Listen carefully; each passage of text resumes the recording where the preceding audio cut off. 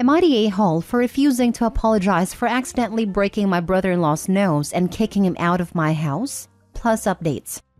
Some context. I, 32 female, was violated when I was 17 during a home invasion when I was home alone.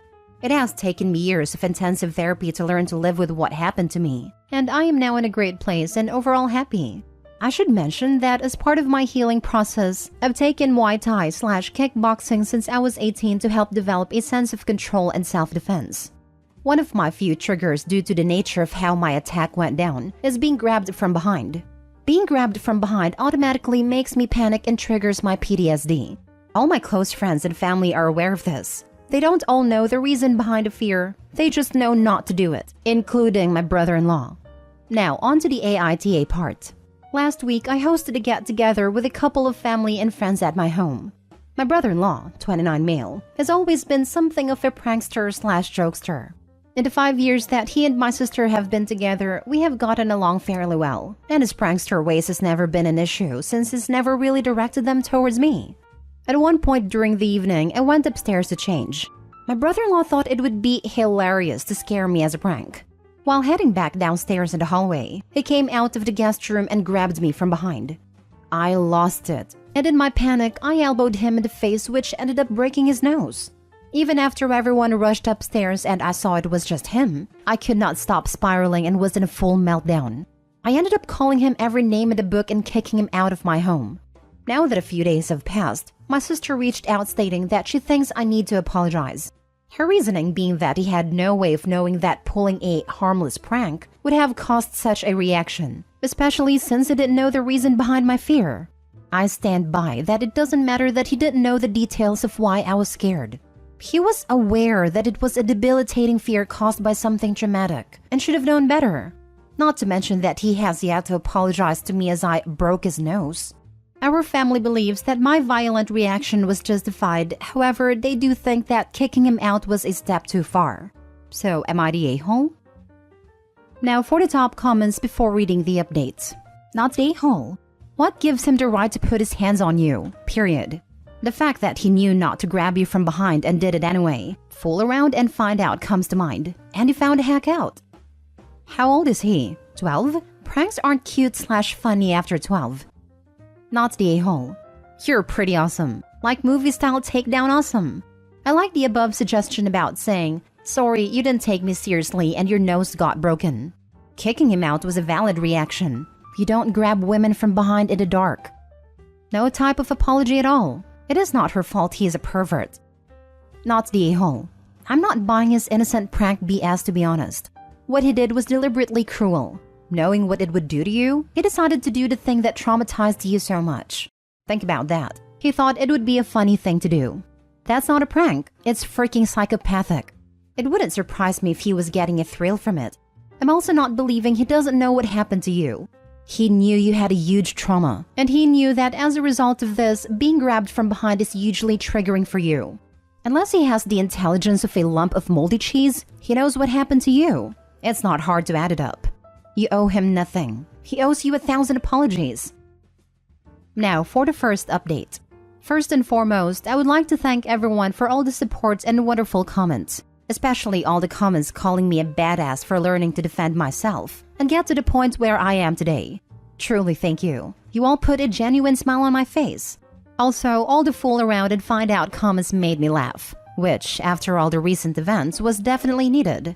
I wanted to first clarify/answer some common questions I saw. For those wondering what I meant by being grabbed from behind, it is not a simple tap on the shoulder or a gesture someone would make when simply trying to get your attention. When I say grab from behind, think bear hug. Also, for those wondering, my attacker was caught and is currently still behind bars.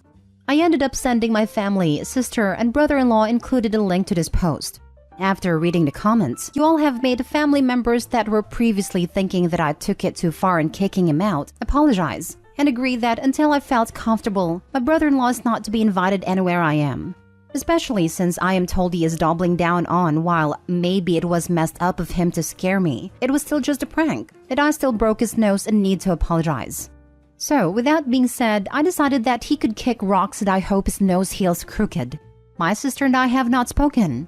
She sent me a text asking to meet me this weekend to talk. Throughout this ordeal, the thing that has hurt the most has absolutely been the way she has downplayed what her husband did. She more than anyone knows how hard everything was for me and was there to see the aftermath of my attack. Depending on how everything goes this weekend, I will take the advice you all have made and make the decision on whether I need to go low/no contact with her. At least until she fully understands the severity of the situation and apologizes. I will possibly update this post one last time after this weekend to let you all know where we stand. Again, thank you all. Second update. Hello all. After a very difficult and tearful conversation with my sister, I have come to the decision to go low/no contact with her. Completely no contact for some time. She, like the rest of my family after reading all the comments you all have made, finally saw it from my perspective. She did apologize and state that she truly does understand what her husband did was wrong. However, she feels that for the sake of her own marriage that she needs to stick behind her husband. And so in the meantime, if her husband is not welcomed somewhere, she will not be there either. I will say I'm very hurt and disappointed, but that was her decision to make. Just like I made my decision in keeping my distance, as it's become clear that it will not be possible to maintain a relationship with her without maintaining one with him, which is not something I'm willing to do for the foreseeable future.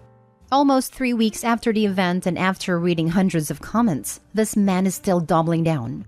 Even apparently had the nerve to say that the reason why everyone is on my side is because I provided a sob story beforehand. He still apparently fully believes that despite it being messed up, it was still just a joke, and I overreacted, and I'm lucky that he doesn't decide to sue me for the medical bill that he is going to receive for the broken nose. Not that it will go anywhere, as him grabbing me is considered crime. Why do these pranksters think their desire to pull pranks is more sacred than the desire to feel safe in one's own body/home? What is funny about making a woman think she is being attacked? Brother-in-law isn't a prankster, he's a bully. He's lucky it's taken him this long to get his comeuppance. In my experience, people who call themselves pranksters are usually just annoying a-holes. I was pranked by one of my seniors in my college hostel. In her defense, it was not just her, but a lot of idiots who used to do this. Anyhow, she waited in the dark while I was coming out of the cafeteria after dinner.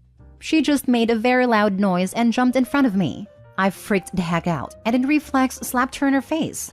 It was not even in retaliation, just my reflex in that situation. I apologized. She also kinda did. But no one pranked me after that. We all used to joke about it months after this instance. Who the heck sneaks out of a bedroom and grabs a woman from behind by surprise, in her own house, when everybody else is downstairs? This was not a simple prank by jokester. This is sicko behavior. And then he calls the OP's history a sob story? Her actually being freaking violated? This man is dangerous, and I would be worried about OP's sister living with him. Good for the OP breaking his nose. Too bad she didn't rupture his balls. Yeah, it sounds like a guy testing the waters to see how far he can go and still get away with it. A lot of predators test out their technique for creepery on women and their families first. I think she angered him earlier, probably something minor at that, and he was trying to put her in her place under the guise of a prank. Next story. Would I be the a-hole if I refused to let a friend move in due to their other friendships? Academic year 2019 to 2020. Whilst doing my master's degree, I, 26 female, lived in a flat where I was viciously bullied and gaslit. It put me in an extremely dark place mentally, and I'm still in therapy due to this. It was mostly a group of 3, Jade, 24 female, Erin, 25 female, and Ben, 28 male. I moved into the flat alongside a close friend, Jane, 25 female. Jane did join in with some of the bullying and did absolutely nothing to stop the rest as they were her friends. She is also somewhat romantically involved with Ben and are a bit codependent. She has never apologized. It often ignores my boundary of, I don't want to know about them or have nothing to do with them. Jane is on the autistic spectrum, which is why I don't hold it against her as much as she doesn't fully understand. I have just tried my best to avoid situations where I know she may have also invited my tormentors. The few times I have seen them due to Jane or running into them, they have been foul. From that nasty giggling behind your back stuff and at things you say, to mocking my accent and implying I have an eating disorder, etc. Considering their age, it is pathetic. We all still live in the same city, sadly. There is a housing crisis in the UK right now, and it is especially bad in my city. I'm lucky and live with two others, 25 female and 26 female, in a pretty flat in a nice neighborhood for far below market value. 25 female is moving out. We are now looking for a replacement and have been flooded with requests, including from Jane. I don't want to live with Jane, as my flat is my home and I want to feel safe here. Not worried about coming home to find people who made my life hell sat in my kitchen. However, I am aware Jane cannot afford a higher rent than this, and her overprotective parents won't allow her to live in a less expensive neighborhood. Meaning, if she doesn't move in with us, she would have to continue living with her parents and commuting. I know living with her parents would be bad for her mental health, as they treat her like a child still. All factors considered, would I be the a-hole if I told Jane she couldn't move in due to her close friendship with people who I feel deeply uncomfortable with, and quite frankly scared of? Now for the comments. Not the a-hole. You don't have to tell Jane anything other than she can't move in. Her life and situation is not your problem, and you need to prioritize your own living situation first. Jane made her choices, and she chooses to remain friends with these horrible people. She has consistently chosen them over you, and through her choices, she has excluded herself from ever living in your space again. Not the a-hole. Absolutely this. You need to come first in your life. And by the way, in my opinion, autism is not an excuse for bad behavior. However, the diagnosis/condition does create a need for Jane to learn how to temper her words and actions. Always easier said than done, I know. Her parents or caregivers/caseworkers should have been ahead of the curve on this years ago. Not the a-hole. You deserve to be comfortable in your own home. From how you've described things, Jane does not respect your boundaries. And honestly, I don't know why you're still friends with her because she's clearly not a friend to you. We have been friends for a long time and are part of a tight-knit group separate to this situation. This whole mess is the only bad thing she has ever done to me, and whilst I find it really hurtful, I have decided to forgive her, but I mostly have kept her at arm's length for my own sake. It sounds like you already know what to do. This may be the only bad thing she's done, but it's a pretty big deal, and she still hangs out with these people who have caused you mental anguish. I think you already know that her living in the flat with you will also bring Jade, Aaron, and Ben back into your life as well. Your home should be your safe space, and you have every right to protect your peace. Last story. Am I the a-hole for selling my father's house even though his widow lives there? My 33 female father died recently. He had been married to his widow Penny for about 7 years before. I was not close with my father. We spoke regularly and enjoyed each other's company, but I can't say either of us knew each other well, for many years before his death. When he died, I was surprised to learn that he had left his entire estate to me.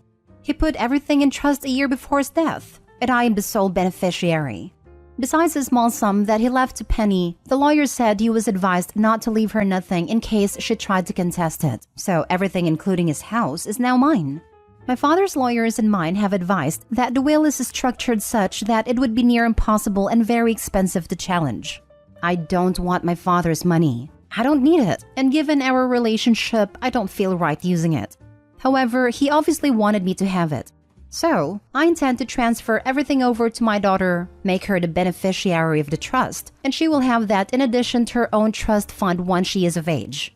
However, I do not want to keep my father's house. I do not live in the same country as my father, and I do not want to deal with the admin of his possessions. I want the legal business done, and to close the book on a very painful chapter and grieve quietly. The trouble is, Penny lives in the house.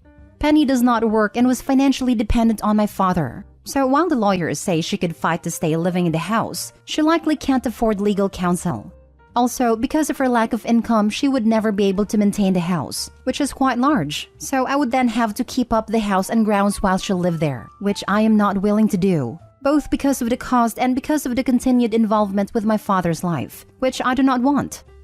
I have notified her via the lawyers of the intention to sell the house, which has led to vicious and vitriolic messages from her kids, calling me evil and heartless. I understand this is inconvenient for them, but I'm not responsible for what my father decided to do, nor am I responsible for the people or the mess he left behind. I'm not doing this to get one over on Penny. I'm just trying to be done with a traumatic part of my life. Am I the a-hole? Because of the cost for upkeep that you can't afford, I'm going to go with no a-holes here. Except your father, because I find it unconscionable that all he left to his widow was a small sum, and even that was only to avoid her contesting it. Why on earth was he married to someone he cares so little about? My father was a peculiar man. It's quite possible Penny did something small to irritate him one day, and this is how he took his revenge.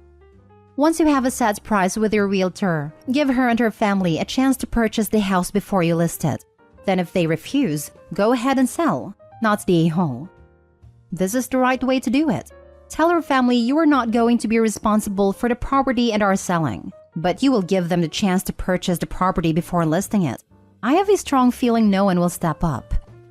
I think this is one of those situations where you have to consider if you can live with your own decision. Opie may be legally in the clear, but this is a deeply personal moral question, since the dad sounds like a horrible man who forced Opie to play a cruel game upon his death. Opie admits it is possible that this whole inheritance could have been a vindictive act of revenge against the wife for something very minor. It is very cruel to have left his wife, who was financially dependent on him, in a completely vulnerable state, and Opie neither wants nor needs the money. While this is Opie's choice to make, they have to decide if they want to play an unwilling role in their father's twisted games, or perhaps sign the house over to the late wife just for their conscience sake.